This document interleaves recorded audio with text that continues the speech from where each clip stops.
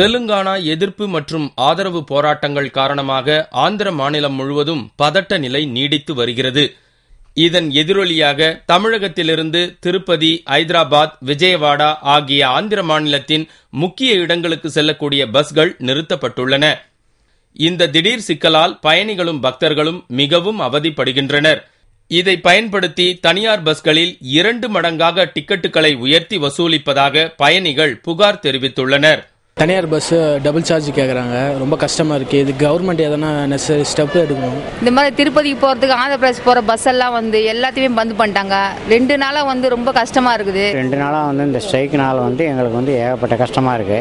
2 நாளாக தரிசனம் வேஸ்ட்டாக போச்சு, அகாமடேஷன் வாங்கணும் வேஸ்ட்டாக போச்சு. ஆந்திர மாநிலத்தில் ஏற்பட்டுள்ள இந்த திடீர் கலவரத்தால் பயணிகள் மட்டுமின்றி பஸ் டிரைவர்களும் பாதிக்கப்பட்டுள்ளனர். இதோடு 2 நாள் ஆச்சு வண்டி போகாமல் அப்படியே நிற்பாங்க. இங்கே பேசஞ்சர்லாம் ரொம்ப கஷ்டப்படுறாங்க. பஸ் இல்லாமல் எல்லா ஜனங்களும் ரொம்ப இங்கே சாப்பாடு, எங்களுக்கும் சாப்பாடு இல்லை, கையில் பணம் இல்லை, சாப்பாடு ரொம்ப கஷ்டமாயிடுச்சு. இவர்கள் மட்டுமின்றி தமிழக சுற்றுலாத்துறையே தெலுங்கானா விவகாரத்தால் தலை சுற்றி போயுள்ளது. சுற்றுலாத்துறை சார்பில் ஆந்திர மாநிலத்துக்கு பஸ்கள் இயக்கப்படுவது வழக்கம். ஆனால் தற்போது அங்கு கலவரம் நீடிப்பதால் பஸ்கள் ரத்து செய்யப்பட்டுள்ளன. திருப்பதிக்கு சுற்றுலா செல்வதில் சிரமம் ஏற்பட்டுள்ளதாக சுற்றுலாத்துறை இயக்குனர் தெரிவித்தார். நேற்றும் இன்னைக்கும் நாங்க ஆபரேட் பண்ணல. அங்க எப்படி சூழ்நிலை இருக்குதோ அதை பார்த்துட்டு நம்ம டூரிஸ்ட் பஸ் ஆபரேட் பண்ணோம்.